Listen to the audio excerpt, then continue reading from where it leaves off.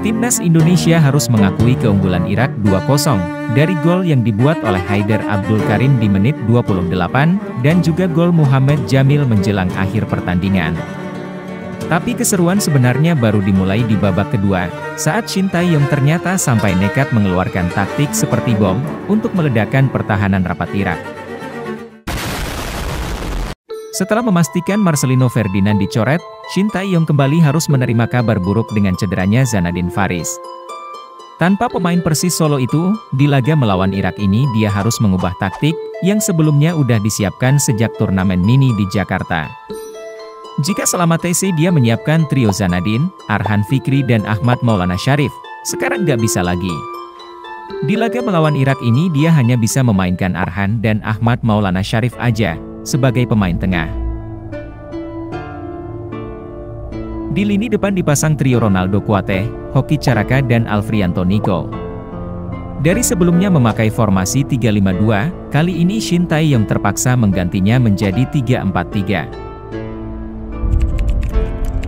Sedangkan Irak sendiri, di laga ini memainkan formasi dengan 3 pemain tengah, yang berada di depan 4 bek, dalam formasi 4-2-3-1. Timnas Indonesia bertahan memakai medium block di area tengah, dengan 2 winger sejajar dengan 2 gelandang. Fokus utama adalah untuk menutup aliran bola, agar gak lewat 2 gelandang bertahan Irak. Mau gak mau Irak pun harus lewat samping, dan di area itu pressing trap akan dilakukan.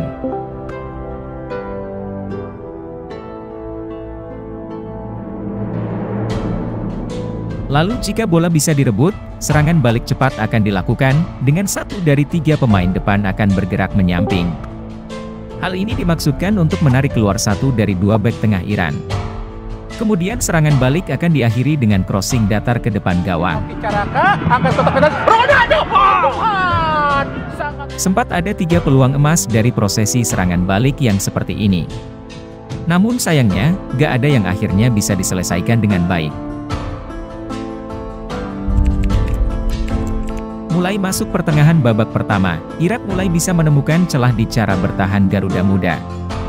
Karena timnas hanya memakai 2 pemain tengah, sedangkan Irak memakai 3 di tengah, Irak pun bisa menyelinapkan gelandang serangnya, untuk mengincar area di belakang pemain tengah Indonesia. Selain itu, striker Irak juga cukup sering turun berpindah dari posisinya, untuk juga ikut mengincar area kosong di belakang gelandang Indonesia tersebut. Serangan Irak mulai bisa dengan enak masuk ke area Indonesia, dan mereka mendapatkan beberapa peluang. Sangat berbahaya, kosong terlepas tadi Donitri, Suti, berhasil digagalkan tadi.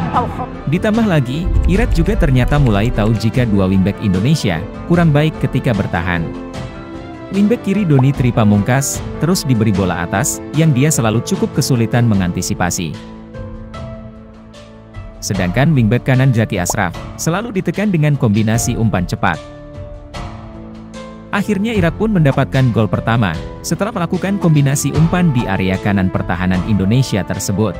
Muhammad sangat bebas tadi, masih saja di kotak penalti. Hati-hati Indonesia, dan terlepas tadi. Setelahnya, pelatih Shin Tae-yong mulai melihat problem kurangnya pemain tengah, sebagai akar masalah sebenarnya. Dia pun menarik keluar bek tengah Sultan Zaki, dan memasukkan Reza Aditya yang seorang pemain tengah.